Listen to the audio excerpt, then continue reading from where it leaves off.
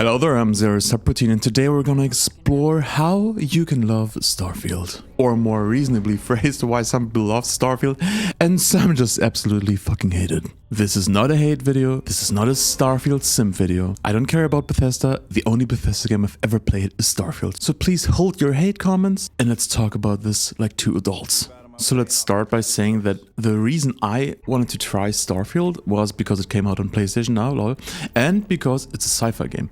I'm an absolute sci-fi super fan. I love Star Wars, I love the Star Trek movies, I like anything that has futuristic technology in it. Also like Halo, even though it's a shooter, has nothing to do with like a game like Starfield or something, but it's sci-fi, let's go, you know? So I think the first big thing is, in Starfield or in any open world game, you have to love the world you're in. Even if gameplay is shit or whatever, if the world is super amazing, you just enjoy walking through it, discovering things, even just NPCs or houses or whatever. And if you love sci-fi or space, Starfield is immediately a 5 out of 10, if that world is of good quality, you know?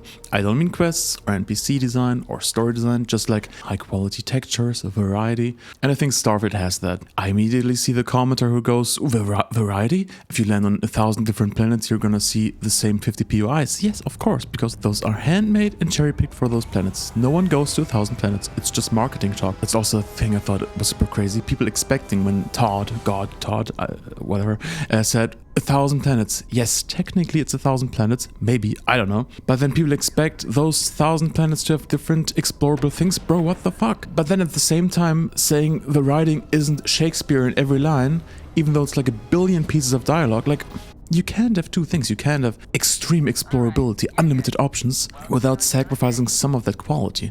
And yes, even the people at Bethesda didn't want to make a shitty game or a shitty dialogue option. But if you're writing that much dialogue, you can't just obsess about one thing, you know? Okay, so let's say you enjoy sci-fi. Let's say, okay, the game is now a 4 out of 10 for you. Okay, then, do you enjoy choice over spectacle? Think about what kind of game you like. Do you love the big set piece, the Uncharted 4, the 007 First Light, which just came out? Or are you a Fallout player? Or you enjoy a decent D&D campaign? Just yesterday, I played a faction quest in Starfield called the Ryujin faction quest. If you don't know what a faction quest is, it's like a big quest line split into 5 to 10 smaller quests. And like in the middle of that faction quest, after like 2 to 3 hours, I was like, there's kind of nothing happening, like no action set piece or whatever, because there's another quest line with like the pirates, where it's like boom boom pow all the time, like shooting everybody, shooting ships, stealing ships. But then I noticed this quest line is all about the dialogue, all about meeting the different NPCs, playing them against each other, having different choices, and choosing yourself what outcome this storyline will have. So I thought, oh, I have to meet the game where it is. It's trying to do this, and if I enjoy this, I like talking to people, making choices, deciding, manipulating the outcome of the game, then, oh, this is awesome. But if you don't enjoy that, if you don't enjoy talking to NPCs, if you just want linear action pieces like Resident Evil Requiem, or even some of the main quests in Starfield, you know, which are like, you do this, you don't have a choice in this, you know? Then if you are someone who prefers that, obviously this storyline isn't for you.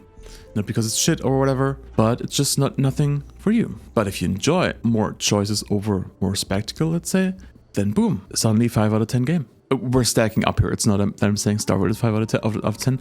Maybe for someone it is, by the way. It's just a game, it's art, it's subjective. Please don't punch someone in the face because they disagree with you on a fucking video game. Okay, then next. Are you someone who enjoys to roleplay yourself or like a character you imagined up in your head? Or are you just there to enjoy the ride like a nice roller coaster, you know? Like a nice linear story-driven game. Let's say The Last of Us, that's following a story, you're just laying back and chilling. Obviously you're still playing the game, interacting with it, but I mean like, you don't have to think about choices or this and that and like, oh, what do I want to do? What does my character think? You're just watching a movie and playing a video game at the same time. By the way, I'm not using watching a movie as like a judgy term, as some people like to do. Ooh, that game is just a movie. Bitch, yes it is. And it's fucking awesome. If you don't like it, shut the fuck up. Not saying that you can't have your opinion, but I'm sick of people stating an opinion and saying it's fact. Yes, The Last of Us is basically a movie, or Resident Evil Requiem is basically a fucking movie. But that doesn't mean it's bad, it's just a different type of game.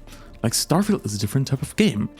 And if you enjoy following a story, Starfield probably isn't for you, because yeah, there is a main story. I think it's alright. Yeah, like, it's like not the most amazingly written thing ever, but I think the story in Starfield comes out if you play everything and the world is the story, you know what I mean? Like everything coming together, living in the world of Starfield, which is our world, just 200 years into the future. Then that is the story, you know? That's kind of a different approach, I would think. But if you don't enjoy that because it feels like, oh, I've done this quest and it feels like kind of flat, I totally get that. I understand that. I also thought so in the beginning, you know. I was like, this quest was like, did they put any effort into this? Like, what the fuck's going on? Like, if you compare those 30 minutes of Starfield with like 30 minutes in like a polished, I wanted to say AAA, but Starfield is also AAA, any polished Naughty Dog game, let's say, those 30 minutes, bro, they, obviously the Naughty Dog 30 minutes are better. But that is judging both games on a different parameter, you know what I mean? So because this is like an open world sandbox game where you have to discover the fun yourself, kind of, not in an extreme way, like in Minecraft, bro, you have to find out everything yourself. Like the game doesn't give a shit if you don't know how to do anything. In Starfield, it gives you quests, it tells you what to do, but not in a linear way like a linear game would do. Okay, let's say you enjoy sci-fi, you like choice over spectacle, you like deciding your game story yourself, and boom, 6 out of 10 game. But what about this? Do you enjoy exploring, walking around the world, even though you don't have a goal right now? If you do, Starfield, bam, 7 out of 10 for you. If you don't, ooh, it's tough. I also thought so during playing the game. I was like looking at my quest and I was like, I have like the main mission and like a side thing I don't want to do right now. What do I do? Or am I done? Is the game over? But then I walked across like a city, a Kilo city or any place, or just discovered a random planet which had like a settlement on it, not like a really random generated planet. And suddenly I had like a quest, and that quest led to a real quest line. I was like, ooh, I discovered content in the game I didn't know was there, and no one told me it was there, and I could have played the whole fucking story through and never touched this part of the game. And that was kind of amazing. But the downside to that is you can easily miss like 50% of the content of the game because you just don't know where it is and how to find it. Honestly, most of my quests just happened because I walk and suddenly it shows in the left corner, boom, you have a new quest line. Because some NPC said something I wasn't even paying attention to. So if you love exploration for your own curiosity's sake, that's good. If you don't, difficult. But do you see the point I'm making? It's not whether Starfield is a shit game or whether any other game is better. It depends on what type of gamer you are. And don't let anyone tell you that you suck for enjoying Starfield or that you're a dumb NPC because you love linear story-driven games. Bro, I don't get it. Like maybe 10 years ago because I wasn't that much on the internet or the internet wasn't that big, that sounds kind of dumb, but you know what I mean. Because all the discourse didn't happen on the internet, or because we just didn't pay attention to it. Like I'm only like active on Instagram for like, I don't know, 6 years. Before that I was like, I don't give a shit. I knew about it, but like, I don't know. I was already on YouTube, but I think back then YouTube was less commercialized. Like now it's like, ooh, how can I maximize my clicks? How can I make money? Let's say Starfield is shit or any other game is shit because people love to click hate and say, yes, I agree with you, or love to say, fuck you, I hate you. And that drives money, you know, money is it's always about the money, sadly. But my point is, bro, don't let anyone tell you what kind of art you like, what kind of game to like, what kind of movie to watch, what kind of music to listen to, what kind of sport to watch, you know? If you love football, good for you. If you love baseball, even better, you know? Like, if you hate sports, that's also cool. You're watching a gaming video right now. I'm assuming you're not a baseball fan, but I don't know. But please, we have to meet games where they are. And if you notice, I don't like this game design, I think it feels weak or just not for me, that's cool. Then play something else. We have so many games to choose from. I have no interest in playing FIFA or Call of Duty, but apparently those things bring like billions of dollars every year. And I'm like, who the fuck buys these? But I'm not going on a FIFA video and saying, you're shit, you suck, I hate you, and your mother. You know, like, why? I don't get it. And I know Starfield is a very hot topic because of Bethesda and politics and Microsoft, but it's not the only game this happens to.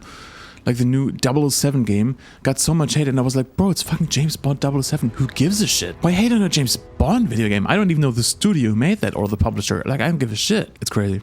So I'm just trying to be a little bit more positive, even though I curse a lot. I'm sorry. It's just, I'm an emotional person. I'm an emotional guy. But I'm just here to tell you, if you love a video game everybody else hates, I love you. That's cool. Just be you. Just do what you like and enjoy the things you love.